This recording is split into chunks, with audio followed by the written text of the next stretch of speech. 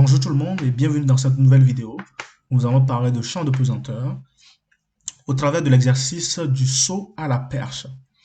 Donc c'est un type d'exercice qui revient souvent lorsqu'on parle de lancer de projectiles. Voici donc ce que l'énoncé du saut à la perche nous dit. Donc c'est un énoncé qui traite de l'atterrissage d'une perchiste. Donc c'est une femme qui fait du saut à la perche.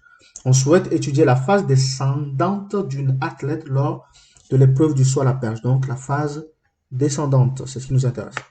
On considère le système perchiste que l'on assimile à un point matériel, très important comme remarque, comme précision.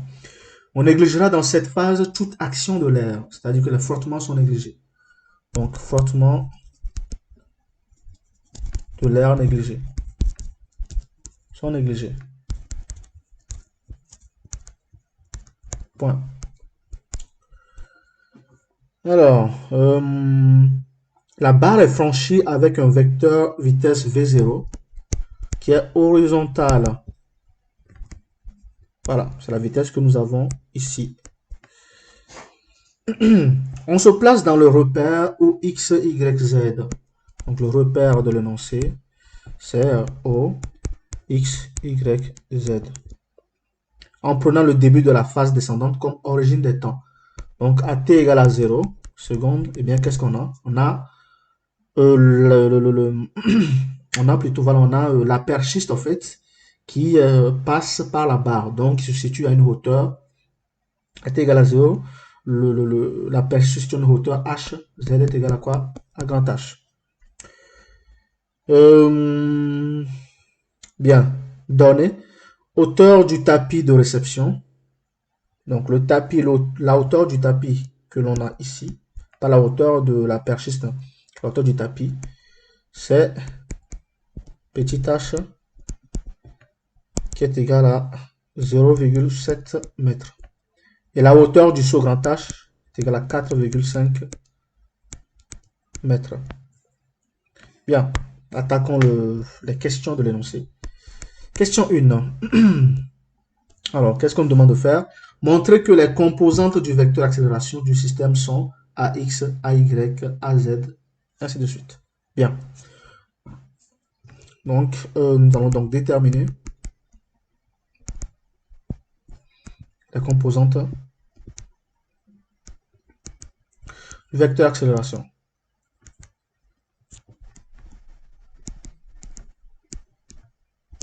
Pour cela, nous allons faire quoi? Nous allons appliquer le principe fondamental de la dynamique ou encore la deuxième loi de Newton qui dit que la somme des forces extérieures appliquées au solide ou bien à la perchiste est égale à la masse fois l'accélération de la perchiste. Or, la perchiste, dans ce cas, n'est soumise qu'à son propre poids puisque les frottements de l'air sont négligés. Nous avons donc le poids qui est égal à la masse fois l'accélération. Le poids, c'est la masse fois l'accélération de la pesanteur, G, qui n'est pas représentée, mais que nous allons représenter ici, voilà.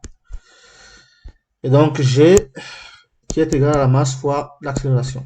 Les masses se simplifient. Nous avons donc le vecteur accélération qui est égal à G tout simplement. La perchiste est dans une phase descendante. Donc, le mouvement ou bien l'accélération est suivant le vecteur Z tout simplement. Oui, parce que dans ce cas, AX et tout ça là sont nuls. Nous allons le démontrer. Comment le démontrer? Nous savons que quoi? Nous savons que A est égal à G. Or, l'accélération de la pesanteur est uniquement suivant Z. C'est-à-dire que quoi? Que les autres composants de AX sont nuls. Et il ne reste plus que AZ de t qui est égal à G fois Z. Ici, il ne faut pas oublier que quoi? Qu'il y a un signe au niveau de l'accélération. L'accélération de la perchiste est descendante.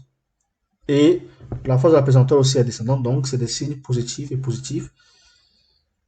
Par contre, la projection des vecteurs d'accélération se passe suivant des axes X, Y et Z. Et Z est l'axe qui est vertical vers le haut. Donc, le sens de l'intensité de la pesanteur n'est pas le même que l'axe Z, ce qui fait qu'il faut un moins à ce niveau. Voilà. Donc, AZ, ça fait quoi? Ça fait moins GZ, tout simplement. Et donc, nous venons de démontrer ce que l'énoncé voulait que nous démontrons, c'est-à-dire AX de t est égal à AY de t est égal à 0. Et AZ de t est égal à moins G, ou bien G0. Eux, j'en pris G0, nous allons garder G tout simplement. Bon, nous allons garder G0 nous aussi. G0, voilà. Comme ça, nous avons les mêmes grandeurs. Ça, c'est ce qu'il fallait démontrer.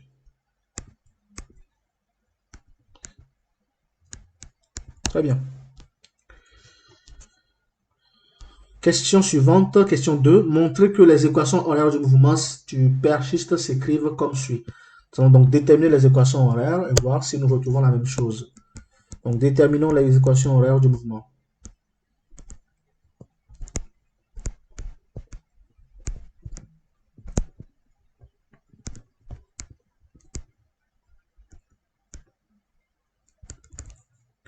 Eh bien, nous savons déjà que quoi? Que AX de t est égal à 0, AY de t est égal à 0, AZ de t est égal à moins G0, tout simplement.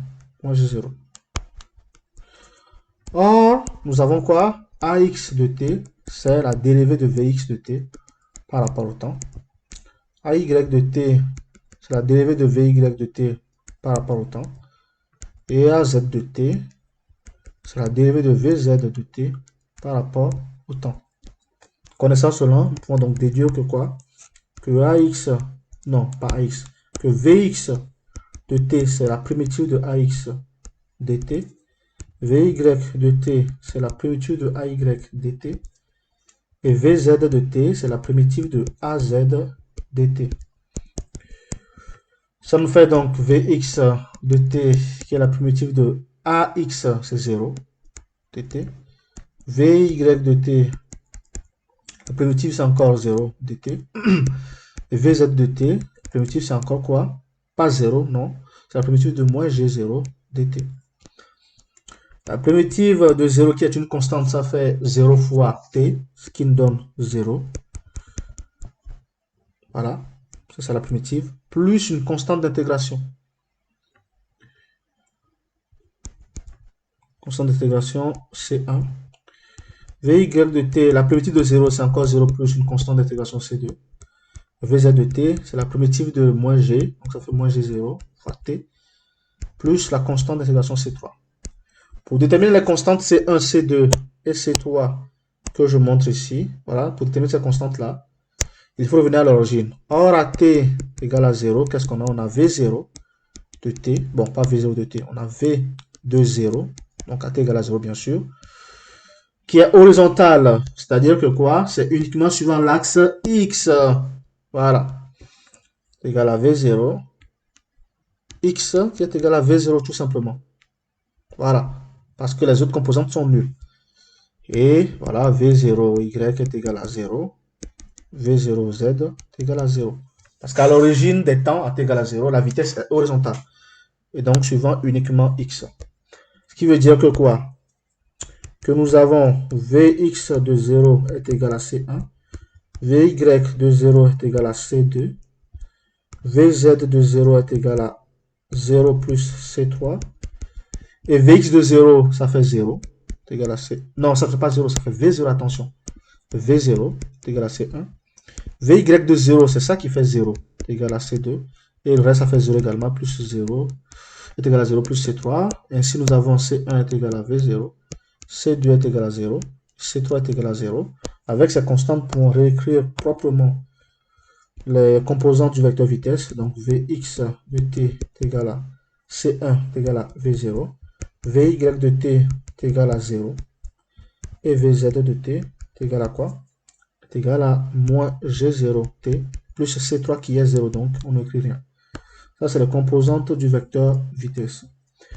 Il faut maintenant déterminer la composante du vecteur position par la relation V de t est égal à d de OM sur dt, ou bien d de x de t sur dt par vecteur x plus d de y de t sur dt par vecteur y plus d de z de t sur dt par vecteur z. Ça veut dire que quoi? Lorsqu'on prend x de t, eh bien c'est la primitive de vx de t dt. y de t, c'est également la primitive de vy de t dt. Et enfin, z de t, c'est la primitive de vz de t dt. V de x de t, c'est v0. Donc la primitive, c'est quoi? C'est v0t plus une constante d'intégration c4. Y de t, vy de t, ça fait 0. Donc ça fait 0 plus c5. Et z de t, c'est la primitive. Donc ça fait moins g, moins 1 demi de g0t plus constante d'intégration qui est c6. Voilà. Or, à t égale à 0, qu'est-ce que nous avons? Nous avons la position OM est égale à la hauteur grand H. Attention, est-ce que c'est grand H? On voir. La hauteur de la persiste, c'est bien grand H. Et suivant Z, qui est égal à quoi? Z de 0 tout simplement. Point virgule, X de 0 est égal à Y de 0 est égal à 0. Voilà. Parce que la persiste a une hauteur sans influencer les composantes X et Y. C'est-à-dire que quoi? Que X de 0 est égal à 0 plus C4, Y de 0 est égal à 0 plus C5, Z de 0 est égal à quoi? 0 plus C6. X de 0, ça fait 0. Y de 0, ça fait 0. Et Z de 0, ça fait grand H. Et donc, C4 est égal à 0. C5 est égal à 0. Et C6 est égal à grand H. Nous pouvons donc réécrire proprement ces équations, bien ces composantes du vecteur position, x de t. Ça fait donc v0t, tout simplement. Voilà. Y de t est égal à 0. Et z de t est égal à quoi? À moins 1 demi de g0t plus grand H. Est-ce que c'est bien? Ouais, c'est ça. Plus grand H. Ça, encore une fois, c'est les équations horaires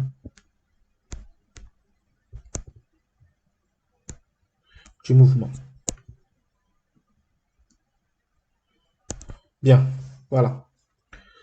On va maintenant vérifier pour voir si nous obtenons x de t égale à v0t, y égale à 0, z égale à moins demi de g0t plus grand H. L'énoncé nous dit que quoi? X de t égale à v0t, correct. Premier, nous l'avons trouvé. Y de t égale à 0, correct. Z, ça fait moins 1 demi de g0t carré plus grand H, correct. Ah non, attention, j'ai fait une erreur ici depuis là. Non, non, pas du tout. Si, j'ai fait une erreur. Pas mis le carré, alors qu'il y a un carré lorsque l'on intègre. C'est une erreur impardonnable, ça. Voilà, donc le carré, il faut le mettre. Question suivante. Question 3. Montrer que le mouvement est plan. Donc ça, c'est encore une fois une question qui revient tout le temps, hein, que j'ai déjà traité dans les deux vidéos précédentes. Donc c'est de montrer, montrons que le mouvement est plan.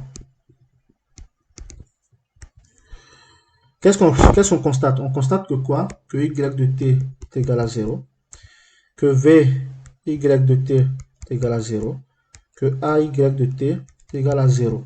Voilà, donc x y de t est égal à 0, v de y est égal à 0, et enfin a y est égal à 0. Voilà. Les composantes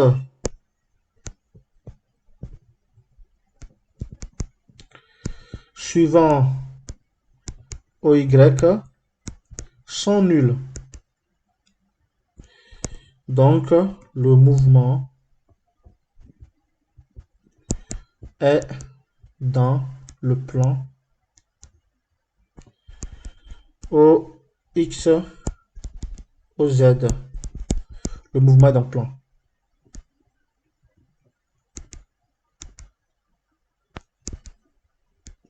Voilà. Dernière question, je pense, c'est la question 4. Quelle est la durée de la phase descendante? Déterminons la durée de la phase descendante.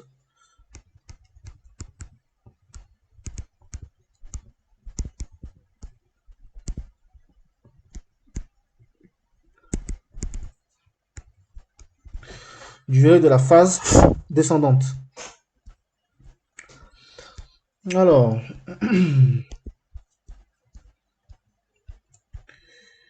eh bien, nous avons les équations horaires de mouvement, voilà, que nous avons ici.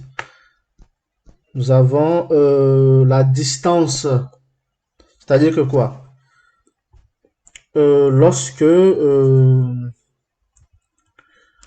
la perchiste, en fait, parcourt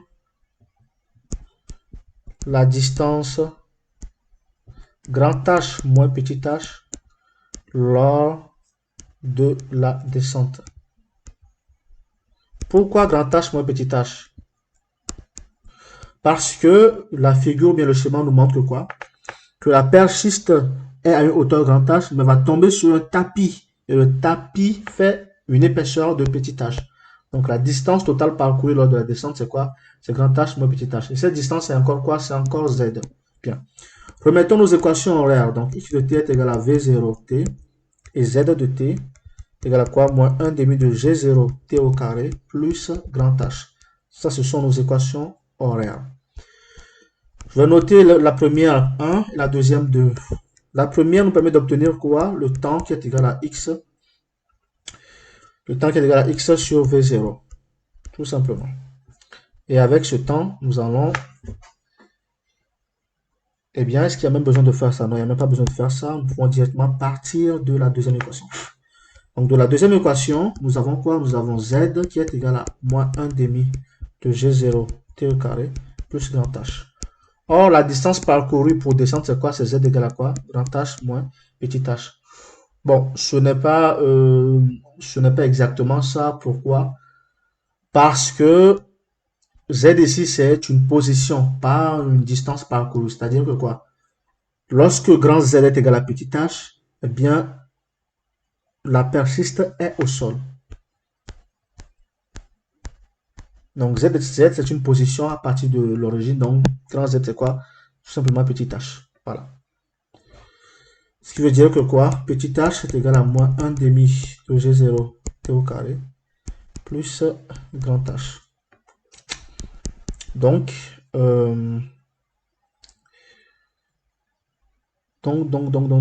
qu'est-ce que nous avons? Nous avons donc grand H moins petit h est égal à quoi? 1 demi de G0t au carré.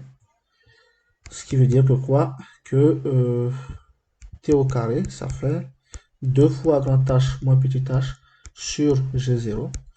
Ce qui veut dire que t est égal à la racine de 2 facteurs de grand H moins petit h sur G0. Voilà, ça c'est le temps parcouru pour descendre. Application numérique, t ça fait racine de 2 grand H c'est 45 moins 0,7 sur 9,81. Est-ce que grand H c'est à 45? Oui, grand H c'est plutôt 4,5, pas 45. 4,5 mètres. Évidemment, aucune perchiste ne peut aller jusqu'à 45. Eh bien, d'après les calculs que je vais faire là tout de suite, j'ai racine de 2 fois 45, non pas 45, 4,5 moins 0,7. Voilà, divisé par 0,7, hein, pas 1. Divisé par 9,81. Voilà. 0,88 secondes pour descendre. C'est quand même très peu comme temps de chute. Mais bon, on avoue quand même que la hauteur est un petit peu élevée. Ça peut se comprendre. Nous venons donc de répondre à toutes les questions. Et donc, ceci dénote la fin de l'exercice. Je vous remercie d'avoir suivi cette vidéo. Je vous invite à me suivre régulièrement et à suivre régulièrement ma chaîne. Je vous invite également à liker cette vidéo, voilà celle-ci. Je vous invite à la commenter avec vos questions et vos interrogations. Je vous invite également à vous abonner à cette chaîne parce que vous verrez régulièrement de nouvelles vidéos qui parlent de sciences, d'études académiques et j'en passe.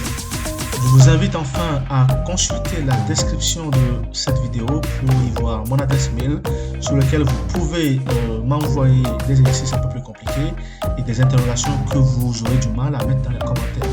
Merci, à bientôt.